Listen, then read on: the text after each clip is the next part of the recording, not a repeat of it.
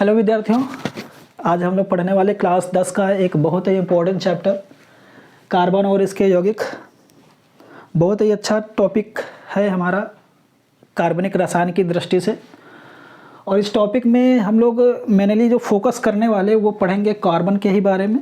Carbon 4 bond बना लेता है, डबल बॉन्ड भी बना लेता है, ट्रिपल बॉन्ड भी बना लेता है, श्रृंखलाएँ भी बना लेता है, रिंग्स भी बना लेता है, शाखाएं भी करता है। तो मतलब इन सब प्रॉपर्टीज़ को इस चैप्टर में पढ़ने वाले हैं। बहुत ही अच्छा टॉपिक कहेंगे विद्यार्थियों। आप लोगों से अनुरोध है कि पेन कॉपी लेकर के ही बैठिए इस चैप्टर में। और आप लोगों को बता दें, इस चैप्टर में जो जो हम लोग कवर करने वाले हैं उसको भी हमने बोर्ड पे लिख दिया है। बारी बारी से समझा देते हैं क्या क्या पढ़ने वाले हैं इसमें हम लोग पढ़ेंगे। पहले तो पढ़ेंगे कार्बन का परिचय का मतलब कार्बन हमारे पृथ्वी पर कितना अवेलेबल है, वायुमंडल में कितना है, इसके कितने यौगिक हैं, इन सब चीज़ों को हम लोग परिचय में पढ़ेंगे। अपर रूप वगैरह भी इसी में पढ़ लेंगे। फिर पढ़ेंगे कि कार्बन में बंध प्रकृति कि ये किस टाइप के बंध बनाता। जैसे लिखा है हमने कि सहसंयोजी बंध कोवैलेंट बॉन्ड बनाता है, तो इसको भी पढ़ेंगे इसी में। कार्बन की सर्वतोमुखी प्रकृति, जो वर्सेटाइल नेचर होता है कार्बन का, वो भी हम लोग डिस्कस करेंगे इसमें। संतृप्त और असंतृप्त यौगिक, सैचुरेटेड एंड अनसैचुरेटेड कंपाउंड जो होते हैं कार्बन के, उनको पढ़ेंगे इसी में। श्रृंखला, सीरीज, ब्रांचेस, शाखाएं, रिंग्स, वलय, ये भी ये बना लेता है, तो इसको भी पढ़ेंगे हम लोग। और फिर अगली जो हेडिंग पढ़ेंगे इसी में, समजातीय श्रेणी जो होती है हमारी, होमोलोजस सीरीज होती है, इसको पढ़ेंगे। कार्बन के यौगिक नाम पद्धति, नोमेनक्लेचर ऑफ कार्बन कंपाउंड्स। दो तरीके की नोमेनक्लेचर की जाती है, एक सामान्य होती है और एक होती है हमारी आयुपेसी नाम पद्धति। तो कॉमन नेम और आयुपेक नेम पढ़ेंगे। और खासकर यही दो टॉपिक ऐसे होते हैं जो विद्यार्थी यहाँ नहीं समझ पाते हैं कि कैसे इनका नाम रखा जा रहा है, तो पढ़ेंगे, फिर इसको समझ में आएगा वहीं पे। कार्बन यौगिकों के रासायनिक गुणधर्म तथा भौतिक गुणधर्म, जो जैसा कि यहाँ पे लिखे हैं, ऑक्सीकरण, ऑक्सीडेशन, अपचयन, रिडक्शन, दहन, कंबोशन, प्रतिस्थापन, सब्स्टिट्यूशन, ये जितने भी तुम्हारे प्रॉपर्टीज़ हैं इनको भी हम लोग यहीं डिस्कस करेंगे। एथेनॉल तथा एथेनोइक अम्ल के गुणधर्म, इस चैप्टर में दो ही हमारे कार्बनिक यौगिक पढ़ने हैं, एक एथेनॉल और एक पढ़ना है एथेनोइक अम्ल। तो इनके गुणधर्म, रासायनिक गुणधर्म, भौतिक गुणधर्म, ये भी पढ़ेंगे। फिर लास्ट में पढ़ेंगे हम लोग साबुन और अपमार्जिक। ये बहुत ही इंटरेस्टिंग फैक्ट्स होता है हमारा, साबुन, सॉप, और ये अपमार्जिक डिटर्जेंट। तो अच्छा टॉपिक है ये डिटर्जेंट और सॉप वाला हमारा, पढ़ेंगे इसको। और जो भी लास्ट में बचेंगे आप लोग भी ध्यान दिला देना, जो जो बच रहा होगा उसको लास्ट में हम कवर करेंगे। तो इतना कुछ इसमें हम लोग कवर करने वाले हैं। तो आप लोगों से कहेंगे कि आप लोग पेन कॉपी लेकर के ही बैठिएगा। जितना हम पढ़ाएंगे आप लोग नोट करने की कोशिश करना। तो चलते हैं, फिर लेक्चर को शुरुआत करते हैं और पढ़ते हैं एक स्पेशल तरीके से इस चैप्टर को।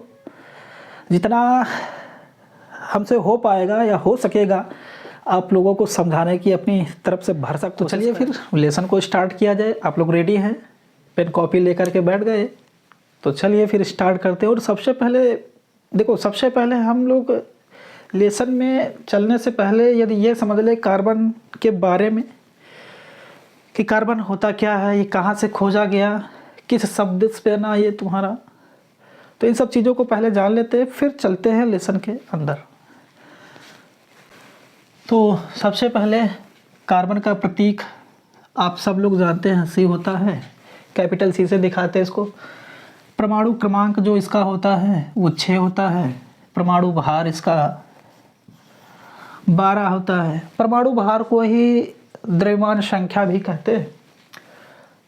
अब इसके प्राकृतिक समस्थानिक, यानी कह सकते हैं कि कार्बन के प्रकार, तो कार्बन के प्रकार में जाओ तो 3 प्रकार हैं इसके, जिसको हम लोग प्राकृतिक समस्थानिक या नेचुरल आइसोबार्स कहते हैं। एक इसका प्रकार होता है 6C 12 जो मेन हम लोग पढ़ते हैं इसके बारे में ही जानते।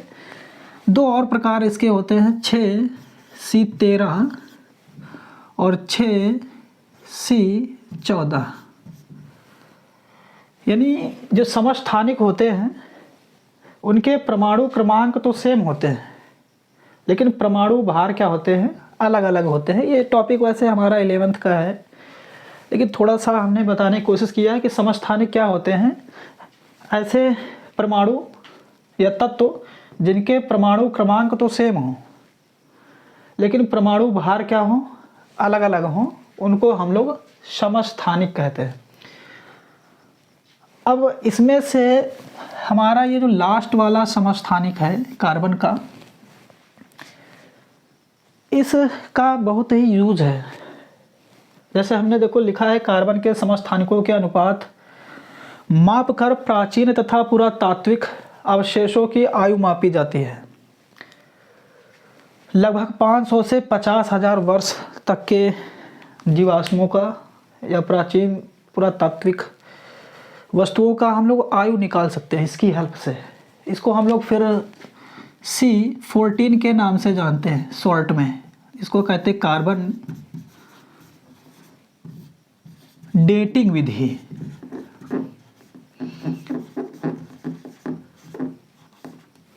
तो इसीलिए कार्बन और हम लोगों के लिए उपयोगी हो जाता है, क्योंकि देखो आज हम लोग यहाँ हैं, जैसे कहते हैं ना कि बहुत सालों पहले पृथ्वी पर डायनासोर की प्रजातियां रहा करते थे, लेकिन आज कल वो नहीं हैं,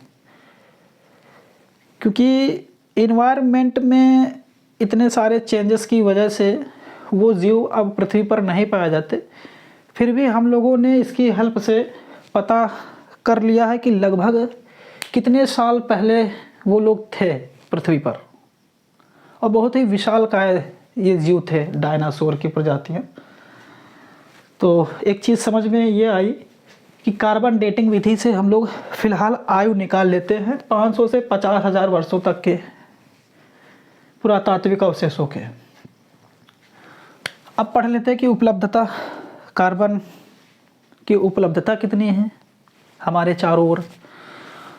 तो उपलब्धता में बात करें यदि, तो सबसे पहले पढ़ लेते पृथ्वी की भूपर्पटी पर। तो पृथ्वी की भूपर्पटी में बात करें तो लगभग इसकी जो मात्रा है 0.03%, नहीं 0.02%, इतनी भूपर्पटी में पाया जाता है इसकी मात्रा। और किस किस रूप में पाया जाता है, तो पाया जाता है हाइड्रोजन कार्बोनेट के रूप में पाया जाता है। जैसे कि पानी में होते नहीं हाइड्रोजन कार्बोनेट, हमारे कार्बोनेट होते, तो उन यौगिकों में कार्बोनेट के रूप में, कोयला के रूप में, ये जो कोयला जब जला देते किसी वस्तु को तो कोयला बन जाता है, मतलब उसके रूप में कोयला या चारकोल भी कह सकते, पेट्रोलियम के रूप में, पेट्रोलियम जैसे कि डीजल हो गया, पेट्रोल हो गया, कैरोसिन तेल हो गया, तो ये सब पेट्रोलियम में आता है। कहीं ना कहीं ये सब में कार्बन पाया जाता है और 0.02% पाया जाता है। वायुमंडल में बात करें तो वायुमंडल में 0.03% पाया जाता है, और पाया जाता है कार्बन डाइऑक्साइड गैस के रूप में, CO2 के फॉर्म में बहुत कम पाया जाता है, 0.03%। और भी होता है जैसे मेथेन होता है, कार्बन मोनोऑक्साइड गैस होता है, लेकिन वो बहुत ही कम मात्रा में, तो मान सकते हैं नगण्य होता है। तो इसलिए हम मेनली यही जानते कि वायुमंडल में लगभग जो कार्बन थोड़ा ज़्यादा मात्रा में है तो वो CO2 के फॉर्म में पाया जाता है। तो इन दोनों डाटाज को देख करके हम लोग कह सकते हैं कि हमारे चारों ओर जो कार्बन है स्वतंत्र अवस्था में बहुत कम मात्रा में पाया जाता है, लेकिन फिर भी कार्बन को बहुत ही महत्वपूर्ण यौगिक, कार्बन को बहुत महत्वपूर्ण तत्व माना गया है, क्योंकि इसके जो यौगिक हैं, देखो कार्बन जो है दो तरीके से हमारे चारों तरफ है, एक स्वतंत्र अवस्था में, एक है संयुक्त अवस्था में। तो संयुक्त अवस्था में हमारे चारों ओर इसके यौगिक बहुत सारे हैं। ऐसा कहा जाता है, वैज्ञानिकों का मानना है कि देखो अभी तक हमें 118 तत्वों के बारे में ज्ञान है, तो 118 में 117 एक तरफ कर दो और कार्बन अकेले एक तरफ। अकेले कार्बन के इतने सारे यौगिक हैं जितने 117 लोग बनाते हैं, 117 तत्व। तो सोचो कार्बन अकेले इतना यौगिक बना के रखे हुए हैं अपने चारों ओर, जो 117 मिल करके नहीं बना पा रहे हैं। तो यही है कार्बन का सबसे बड़ा महत्व हमारे लिए। अब कैसे इतने सारे यौगिक हैं, क्या हैं, तो देखो आसपास अपने कुछ भी देखो आप, ऐसे लाइका ये मार्कर है, ये भी कार्बन का बना हुआ है। आप नोटबुक में लिख रहे होंगे, वो भी कार्बन की है। पेन आपका, वो भी कार्बन का ही एक यौगिक है। आप कपड़े पहने, आप चेयर पे बैठे, मतलब जो भी आपके सराउंडिंग में है वो सब कहीं ना कहीं कार्बन के ही यौगिक है। तो इतने सारे इसके यौगिक हैं, इसका कारण क्या है? तो देखो इसका कारण जो है, वैसे तो हम लोग आगे पढ़ेंगे, तब पढ़ेंगे कार्बन की सर्वतोमुखी प्रकृति, वर्सेटाइल नेचर ऑफ कार्बन, तो वहाँ पर सारी बातें क्लियर हो जाएंगी। मोटा मोटा अभी हम यही बता दें आपको कि कार्बन में ये गुण होता है कि वो 4 बॉन्ड बना सकता है, सिंगल बॉन्ड, डबल बॉन्ड बना सकता है, ट्रिपल बॉन्ड बना सकता है। खास बात इसकी ये है कि कार्बन कार्बन से जुड़ जाता है, रिंग्स बना लेता है, शाखाएं बना लेता है। तो मतलब इन सब प्रॉपर्टीज़ की वजह से ही कार्बन के इतने सारे यौगिक हमारे चारों ओर हैं। तो और भी चीज़ें, जैसे कार्बन शब्द की उत्पत्ति, तो कार्बन शब्द की जो उत्पत्ति है वो लैटिन भाषा के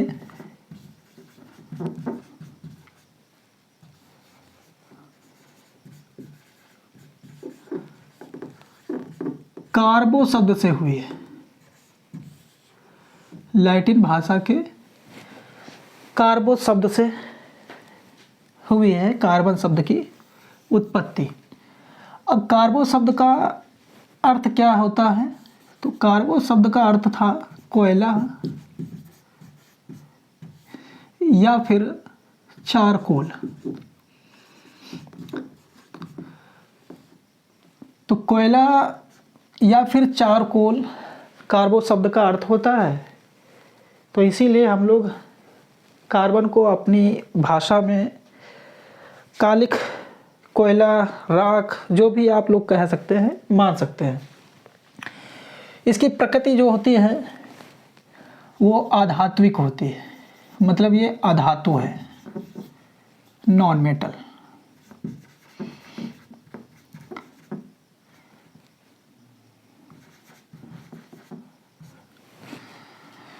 इसकी जो संयोजकता है वो 4 होती है। संयोजकता 4 क्यों होती है, ये बहुत बड़ा टॉपिक है, हम डिस्कस करेंगे इसके जस्ट बाद में। अभी क्यों इसकी संयोजकता 4 होती है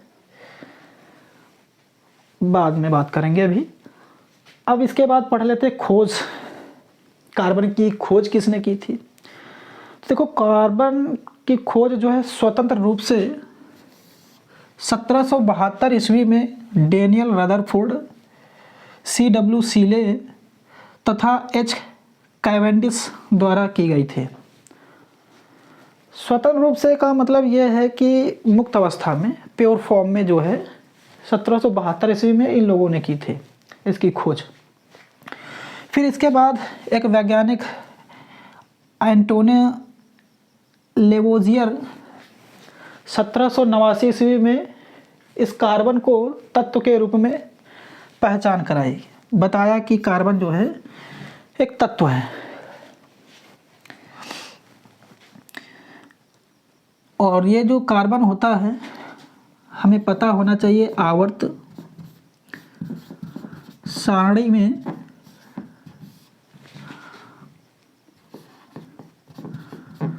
14वें समूह को ग्रुप कहते हैं इंग्लिश में। 14वें समूह पी ब्लॉक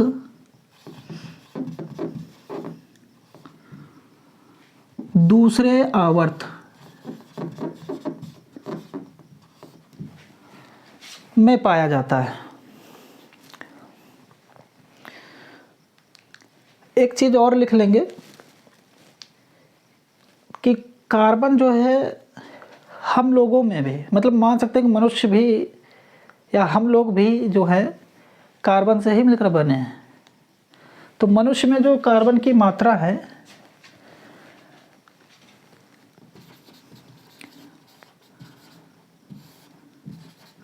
मनुष्य में कार्बन की मात्रा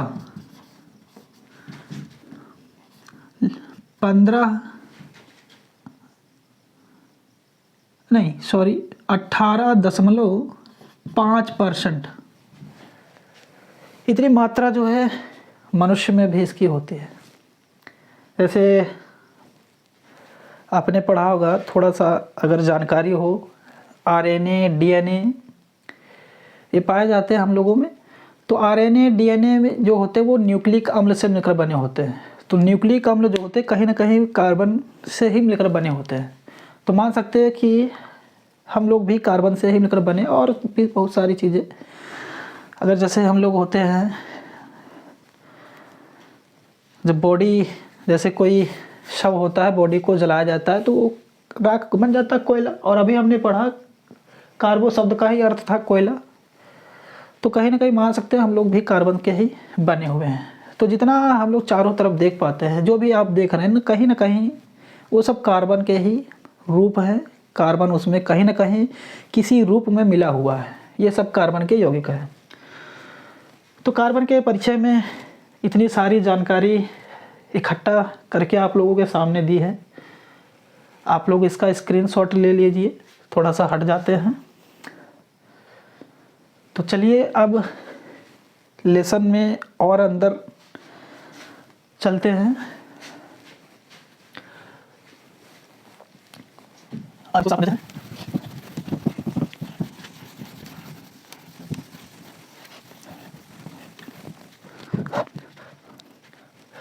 अब हम लोग इस लेसन में अगली जो हेडिंग डालेंगे वो पढ़ेंगे कार्बन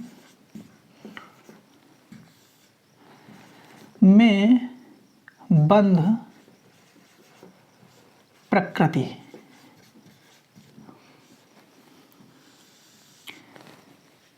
बॉन्ड नेचर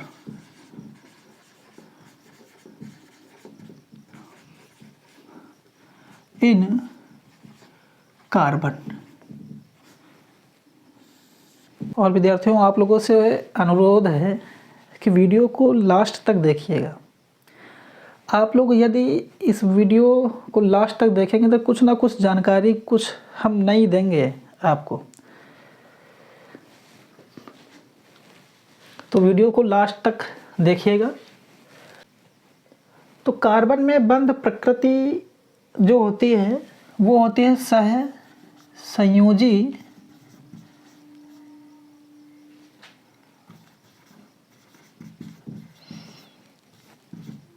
बंध बनाने की, जिसको कहते हैं अंग्रेजी में कोवैलेंट बॉन्ड। यानी कार्बन जो होता है वो अन्य तत्वों से सहसंयोजी बंध बना करके यौगिक बनाता है। सहसंयोजी बंध पढ़ने से पहले थोड़ा सा बेसिक जानकारी और देंगे हम।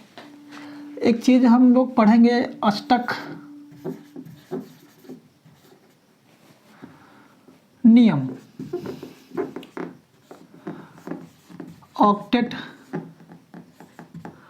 रूल। देखो, अष्टक नियम क्या होता है कि कोई भी तत्व अपनी बाहरी कक्षा में 8 इलेक्ट्रॉन करने की कोशिश करता है। क्यों करता है? कि वो अपने से आगे के अक्रिय गैसों के इलेक्ट्रॉनिक विन्यास को पाने की कोशिश करते हैं, यानी उनके जैसा विन्यास बनाने की कोशिश करते हैं। क्योंकि बाहरी कक्षा में यदि 8 इलेक्ट्रॉन हो जाएंगे तो ये स्थायी हो जाते हैं। तो कहीं ना कहीं मान सकते हैं कि जितने भी तत्व होते हैं अपनी बाहरी कक्षा में 8 इलेक्ट्रॉन इसलिए करते हैं कि वो स्थायी हो जाए। तो स्थायी होने के लिए अपनी बाहरी कक्षा में 8 इलेक्ट्रॉन का बनाना अष्टक कहलाता है। यानी 8 इलेक्ट्रॉन बाहरी कक्षा में बनाना, 8 इलेक्ट्रॉन बाहरी कक्षा में बनाना। और क्यों बनाते बाहरी कक्षा में? तो उसका रीज़न होता है स्थायी होने, स्थायी होने के लिए, स्टेबल होने के लिए। तो स्थायी या स्टेबल हो जाए, इसलिए अष्टक नियम ये कहता है कि कोई भी तत्व बाहरी कक्षा में 8 इलेक्ट्रॉन रखने की कोशिश करता है। फिर अब हम थोड़ा सा और जानकारी दें बंध के बारे में, बॉन्ड। तो जो बंध होते हैं हमारे,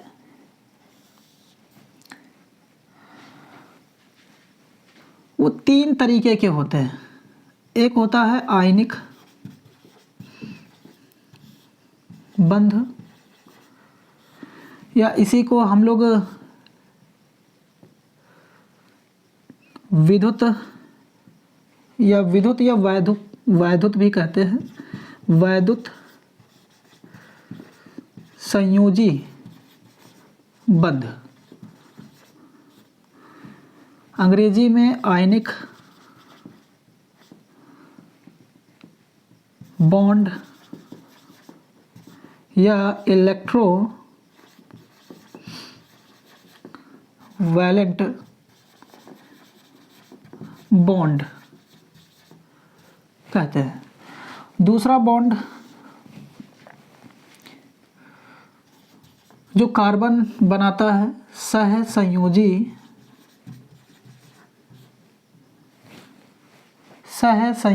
बंध, कोवलेंट बॉन्ड अंग्रेजी में।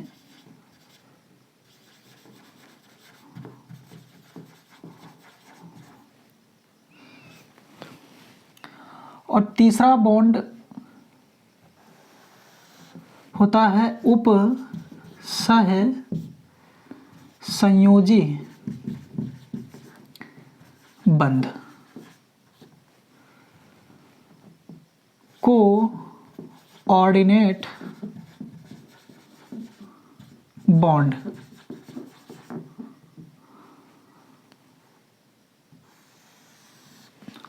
तो कुल मिलाकर के हमारे रसायन विज्ञान में लगभग जितने भी यौगिक होते हैं, उनमें जो तत्व होते हैं, वो कहीं न कहीं कुल मिलाकर के 3 प्रकार के बंधों के द्वारा आपस में जुड़े होते हैं। अब आयनिक बॉन्ड, जैसे कि एक इसका एग्जाम्पल सबसे ज़्यादा प्रचलित है और अच्छे से समझ में भी आ जाता है, NaCl, सोडियम क्लोराइड नमक, साधारण नमक। देखो आयनिक बंध या वैद्युत संयोजी बंध क्या होता है? आयनिक बंध क्या होता है कि जब कोई तत्व इलेक्ट्रॉन को ग्रहण करे या त्यागे, और जब ग्रहण करेगा तो किसी से लेगा, त्यागेगा तो कोई त्यागे हुए इलेक्ट्रॉन को ले लेगा। यानी कुल मिलाकर के कह सकते हैं कि इलेक्ट्रॉनों के ट्रांसफ़र से, 2 तत्वों के मध्य इलेक्ट्रॉनों के ट्रांसफरिंग से जो बॉन्ड बनते हैं उनके बीच में, वो हमारा आयनिक बंध या वैद्युत संयोजी बंध होता है। जैसे सोडियम, इलेक्ट्रॉनिक विन्यास इसका करें तो पहली कक्षा में 2, दूसरी कक्षा में 8, तीसरी कक्षा में 3 इलेक्ट्रॉन जाएंगे, 11 इसका परमाणु क्रमांक होता है। आप लोगों को पता होना चाहिए कि इधर लिख देते कि परमाणु क्रमांक बराबर होता है इलेक्ट्रॉनों की संख्या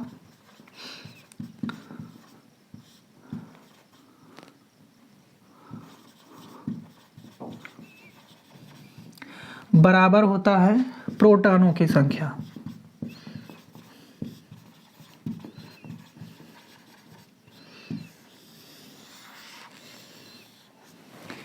तो परमाणु क्रमांक जो होता है हमारा बराबर होता है इलेक्ट्रॉनों की संख्या बराबर होता है प्रोटॉनों की संख्या।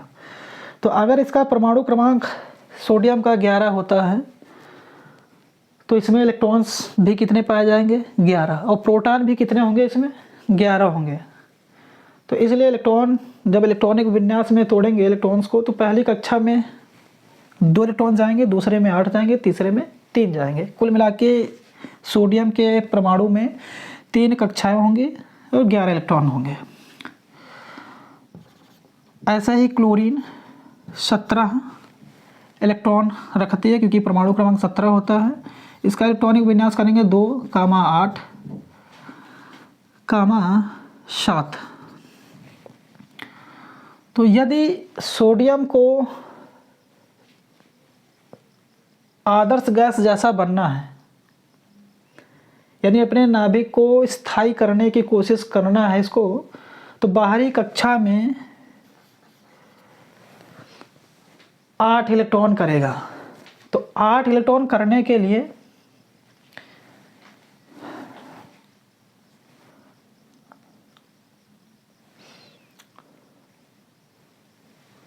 सॉरी दोस्तों, यहाँ पे 1 इलेक्ट्रॉन होगा। तो इसको बाहरी कक्षा में 8 इलेक्ट्रॉन करने के लिए 7 इलेक्ट्रॉन चाहिए, और इसको बाहरी कक्षा में 8 इलेक्ट्रॉन करने के लिए 1 चाहिए।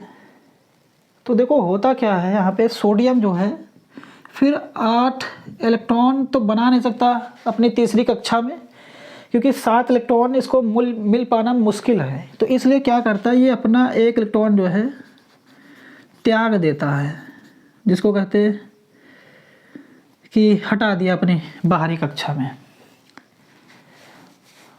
तो इस तरीके से होता है कि सोडियम अपने इस इलेक्ट्रॉन को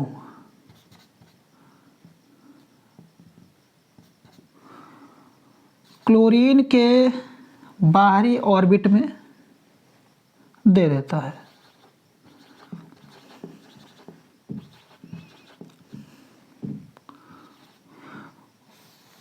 ऐसे यानी ये अपना इलेक्ट्रॉन जो है इसको ट्रांसफ़र कर देता है। तो जब ट्रांसफ़र करता है तो इनके मध्य में फिर एक बॉन्ड डेवलप हो जाता है, जिसकी वजह से NaCl जो हैं एक दूसरे से बंध जाते हैं और NaCl बन जाता है। तो बच्चों समझ में आया कि NaCl जो है किस बंध के द्वारा जुड़ जाते हैं आपस में। तो वो होता है आयनिक बंध या वैद्युत संयोजी बंध, जिसमें इलेक्ट्रॉन्स का क्या होता है ट्रांसफ़र होता है। तो इलेक्ट्रॉन्स के स्थानांतरण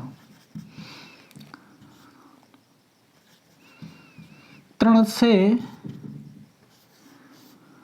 यह बंध बनता है।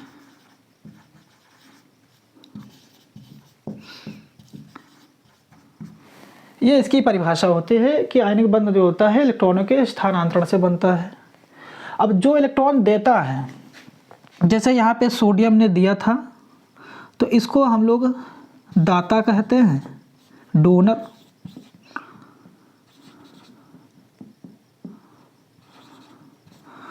और जो इलेक्ट्रॉन लेता, जैसे क्लोरीन ने लिया था, तो इसको हम लोग ग्राही कहते हैं, एक्सेप्टर।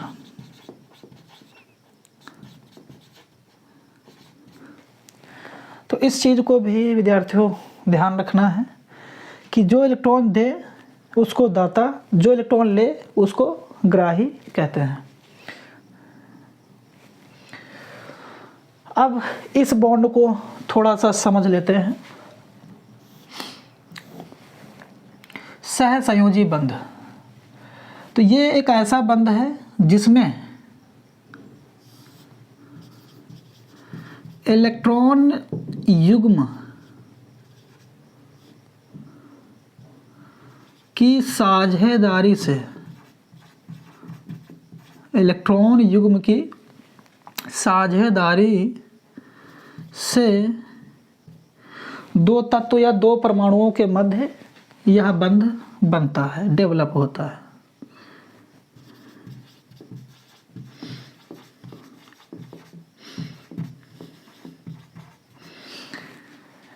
जैसे एक एग्जाम्पल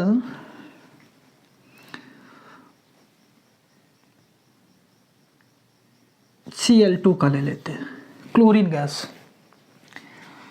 तो क्लोरीन गैस में दो Cl परमाणु जो होते हैं ऐसे जुड़े होते हैं, लेकिन ये क्यों जुड़ जाते हैं यही तो हमें समझना है। देखो बच्चों, क्लोरीन का परमाणु क्रमांक 17 होता है। इलेक्ट्रॉनिक विन्यास अभी किए थे, पहली कक्षा में 8, पहली कक्षा में 2, दूसरी कक्षा में 8 और तीसरी कक्षा में 7 जाएंगे। और इसको अपनी बाहरी कक्षा में यदि अष्टक नियम को फॉलो करना है, कहने का मतलब यह है कि इसको आदर्श गैस बनने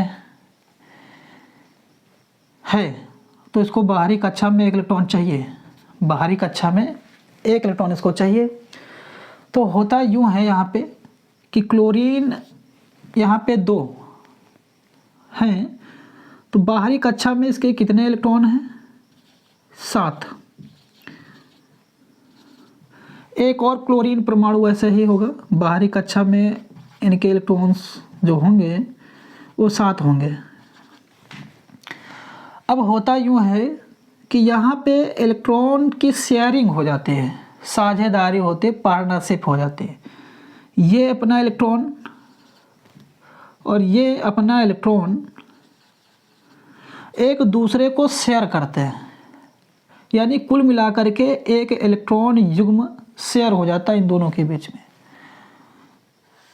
ये भी इस इलेक्ट्रॉन युग्म को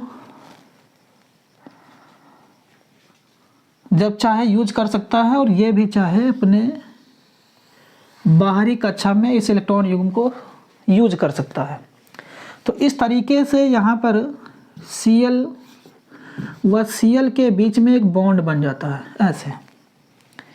इस बॉन्ड को ही हम लोग कहते हैं सहसंयोजी बंध। यानी ये बॉन्ड जो है इस तरीके से बना है यहाँ पे कि इलेक्ट्रॉन की साझेदारी हुई है।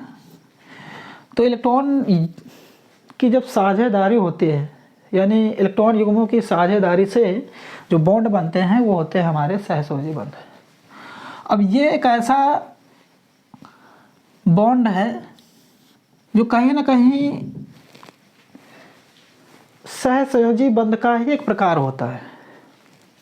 इसको एक वैज्ञानिक थे सिडविक और लॉरी, सिडविक और लॉरी साहब, इन दो वैज्ञानिकों ने मिलकर के बताया था इस बॉन्ड को। यानी अगर देखें तो ये कहीं ना कहीं सहसंयोजी बॉन्ड का ही प्रकार होता है, लेकिन इसको अलग से इसलिए बताया क्योंकि यहाँ पर होता है ये कि कोई एक परमाणु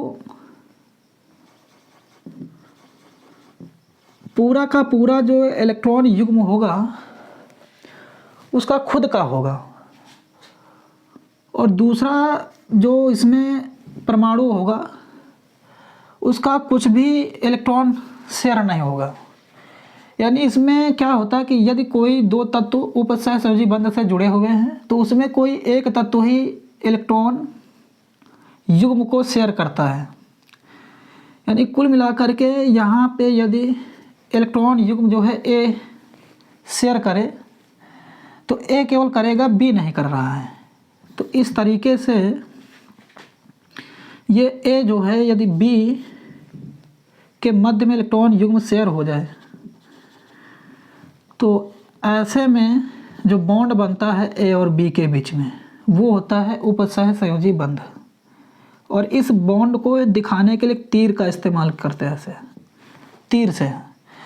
तो जिधर तीर का सिरा होता है वो वाला हमारा परमाणु जो होता है ग्राही कहलाता है, और जिधर से ये तीर निकल रहा होता है उसको हम लोग दाता कहते हैं। तो ये एक तरीके का सहसंयोजी ही होता है, लेकिन इसमें कोई एक परमाणु इलेक्ट्रॉन युग्म पूरा का पूरा साझा करता है, दूसरे का कोई रोल नहीं होता, बस वो आ करके जुड़ जाता उससे। तो ये बच्चों था थोड़ा सा बॉन्ड के बारे में, क्योंकि इसको समझना ज़रूरी है, तभी हम लोग समझ पाएंगे यहाँ पे कार्बन सहसंयोजी बंध क्यों बनाता है, क्या होता है सहसंयोजी बंध। थोड़ा सा समझाने की कोशिश किया, जितना समझाने की अच्छे से अच्छी कोशिश कर पाए हैं। आशा करते हैं समझ में आया होगा। तो इसको आप लोग स्क्रीनशॉट ले लें। अब इसको हम साफ करते हैं और अब आते हैं कार्बन जो है सहसंयोजी बंध बनाता है। तो आप लोग थोड़ा सा अब समझ गए होंगे कि सहसंयोजी बंध क्या होता है। तो चलिए अब हम लोग आते हैं कार्बन पे।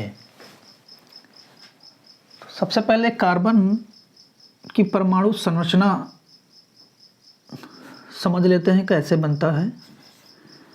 तो कार्बन का परमाणु क्रमांक 6 होता है। पहली कक्षा में 2 इलेक्ट्रॉन और दूसरी कक्षा में 4 इलेक्ट्रॉन। तो इसकी परमाणु स्ट्रक्चर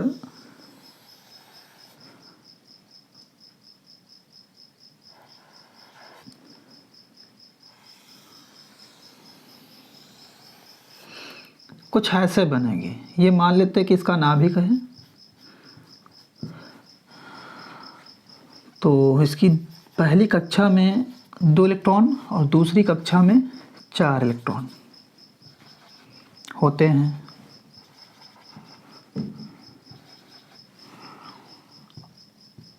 और हमें मालूम होना चाहिए कि नाभिक में न्यूक्लियस कहते हैं इंग्लिश में, नाभिक में प्रोटॉन और न्यूट्रॉन पाए जाते हैं और कक्षाओं में इलेक्ट्रॉन पाए जाते हैं। तो फिलहाल इसकी सबसे बाहरी कक्षा में 4 इलेक्ट्रॉन होते हैं। अब यदि इसे बाहरी कक्षा में 8 इलेक्ट्रॉन करने हैं तो इसको 4 इलेक्ट्रॉन चाहिए फिर, लेकिन इसको 4 इलेक्ट्रॉन यदि मिल जाते हैं तो इसका नाभिक जो है उन 4 इलेक्ट्रॉनों को बैलेंस नहीं कर पाता, क्योंकि हमने अभी पढ़ा था कि जितने प्रोटॉनों की संख्या होती है उतने ही इलेक्ट्रॉन्स होते हैं। तो कह सकते हैं कि इसके नाभिक में जो प्रोटॉन होंगे वो भी 6 होंगे और इलेक्ट्रॉन कितने हैं? 6। तो थोड़ा सा सोचो, यदि इसको 4 इलेक्ट्रॉन मिल जाए बाहर से, तो 4 इलेक्ट्रॉन जब मिलेंगे तो कुल मिलाकर के जो इलेक्ट्रॉनों की संख्या हो जाएगी वो हो जाएगी 10। और इसके पास जो प्रोटॉन हैं वो 6 ही हैं। तो 6 प्रोटॉन जो होंगे वो 10 इलेक्ट्रॉन जो हैं उनको बैलेंस नहीं कर पाएंगे, क्योंकि नाभिक ही होता है जो इलेक्ट्रॉन्स पर एक बल लगा के रखता है और बैलेंस बना के रखता है उसको। तो ये कार्बन फिर 4 इलेक्ट्रॉन प्राप्त कर भी लेता है, फिर भी इसके लिए मुश्किल है कि ये 4- चार्ज पे स्थायी हो पाए। तो स्थायी नहीं हो सकता, ये अनस्टेबल हो जाएगा। फिर यदि हम ये सोचें कि नहीं, ये 4 इलेक्ट्रॉन जो है अपनी बाहरी कक्षा से हटा दे तो हीलियम की विन्यास को पा लेगा। लेकिन जब 4 इलेक्ट्रॉन ये हटाएगा बाहरी कक्षा से तो हटाने में इसको बहुत ज़्यादा ऊर्जा चाहिए। वो इतनी ऊर्जा ये लगा नहीं पाएगा, कहने का मतलब यह है कि ये 4 इलेक्ट्रॉन जो है त्याग भी नहीं सकता। क्यों नहीं त्याग सकता? क्योंकि जो 6 हमारे प्रोटॉन होंगे, प्लस चार्ज रखते प्रोटॉन, तो 6 प्रोटॉन जो होंगे, जब बाहरी कक्षा से कोई इलेक्ट्रॉन बाहर निकलेगा, जैसे मान लो कि ये निकल गया, तो एक निकल जाएगा, मान लो दूसरा भी निकल जाएगा, तीसरा अगर मान लो निकल गया, बाहरी कक्षा से इलेक्ट्रॉन निकल गया, तो धीरे धीरे क्या होगा, इलेक्ट्रॉन का जो आवेश होता है नेगेटिव होता है, तो नेगेटिव आवेश जो होगा धीरे धीरे क्या होगा, इसका कम पड़ेगा। और नाभिक का जो आवेश है, नाभिक पे कैसा आवेश होता है, प्रोटॉन की वजह से प्लस का, तो प्लस का जो आवेश होगा वो हैवी हो जाएगा। तो उस समय क्या होगा, फिर से जो प्रोटॉन हमारे होंगे, जो जैसे मान लो 3 निकल भी गए, तो इस वाले इलेक्ट्रॉन को फिर जाने नहीं देगा, नहीं निकलने देगा, क्योंकि प्लस का जो होगा वो टाइटली उसको बॉन्डेड कर लेगा, जाने नहीं देगा, पकड़ लेगा अच्छे से वो। तो इसलिए हम कह सकते हैं कि ये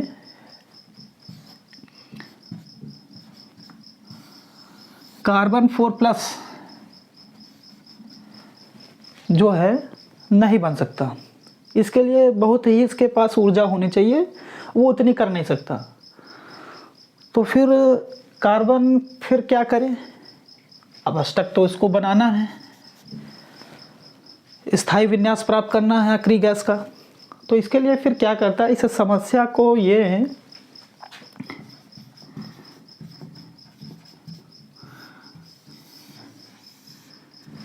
सुलझाता है साझेदारी के थ्रू। तो ये समस्या फिर ये साझेदारी के थ्रू हटा लेता है। क्या करता, जैसे एक एग्जाम्पल के जरिए चलो समझते इसको। जैसे एक एग्जाम्पल इसका बहुत ही प्रचलित नियम है CH4 मेथेन। ये एक कार्बनिक यौगिक है जो कार्बन से ही मिलकर बना है। 4 हाइड्रोजन लगे हैं एक कार्बन से। तो देखो, अभी हमने देखा था कि कार्बन की सबसे बाहरी कक्षा में 4 इलेक्ट्रॉन होते हैं। तो 4 इलेक्ट्रॉन हमने जो हैं इसके ऐसे करके दिखा दिए।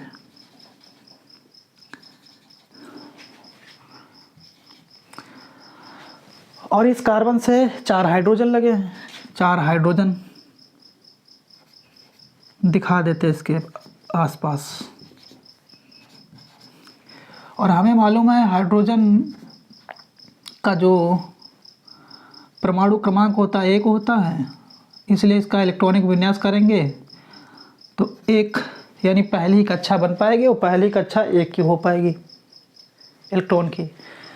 तो हाइड्रोजन जो होता है वो अष्टक नहीं बना पाता है, लेकिन ये जो है अपनी बाहरी कक्षा में 2 इलेक्ट्रॉन करने की कोशिश करता है। 2 इसलिए करता है क्योंकि ये जो हीलियम आदर्श गैस होती है, तो ये हीलियम जैसा बनने की कोशिश करता है, क्योंकि हीलियम एक आदर्श गैस है, परमाणु क्रमांक उसका 2 होता है, यानी कुल मिला के उसमें इलेक्ट्रॉनों की संख्या 2 होती है। तो इसकी जो इच्छा है अपनी बाहरी कक्षा में 2 इलेक्ट्रॉन करने की, और कार्बन की इच्छा होती है अपनी बाहरी कक्षा में 8 इलेक्ट्रॉन करने की। तो देखो फिर होता क्या है, यहाँ पे हाइड्रोजन जो है, हाइड्रोजन का इलेक्ट्रॉन दिखा देते क्रॉस से। तो होता क्या है कि हाइड्रोजन अपना इलेक्ट्रॉन और कार्बन ये अपना इलेक्ट्रॉन साझेदारी कर लेते हैं। ऐसे ही यहाँ, ऐसे ही यहाँ, और ऐसे ही यहाँ पे साझेदारी हो जाती है। यानी कुल मिलाकर के हाइड्रोजन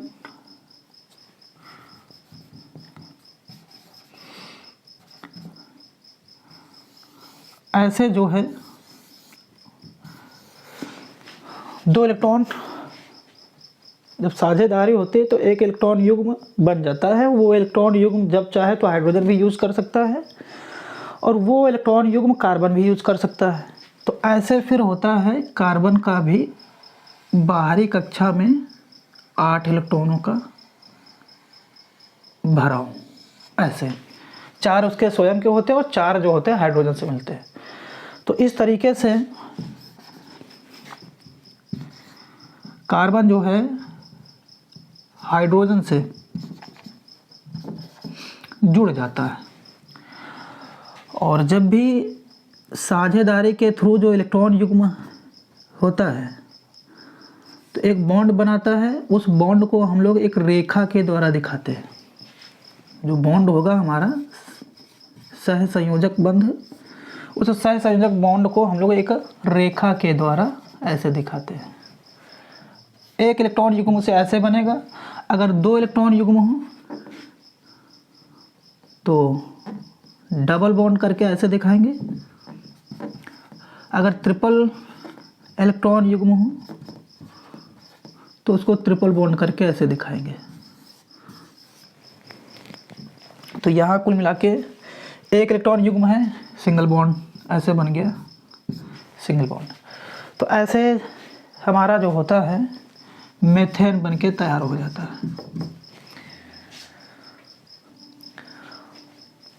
तो चलिए आज के सेक्शन को यहीं पे हम लोग वाइंड अप करते हैं, क्योंकि वीडियो काफ़ी लंबी हो गई है। आप लोग भी बोर हो जाएंगे ज़्यादा और लंबी किए अगर वीडियो को। तो इसके कुछ और एग्जांपल्स हम लोग आगे की वीडियो में सीखेंगे। तब तक के लिए आप सबको एक काम देते हैं। आप लोगों को कमेंट बॉक्स में पॉलीथीन, जो कि एक कार्बन का ही यौगिक है, उसका सूत्र कमेंट बॉक्स में लिखना है। तो इतना काम आप लोग कमेंट बॉक्स में करके दिखाया हमें। और थैंक्स सभी का वीडियो में बने रहने के लिए। और हाँ, जो लोग नए हो कम से कम यार चैनल तो सब्सक्राइब कर लीजिए। तो चलिए फिर, सभी का धन्यवाद। Love you all. मस्त रहो, पढ़ते रहो।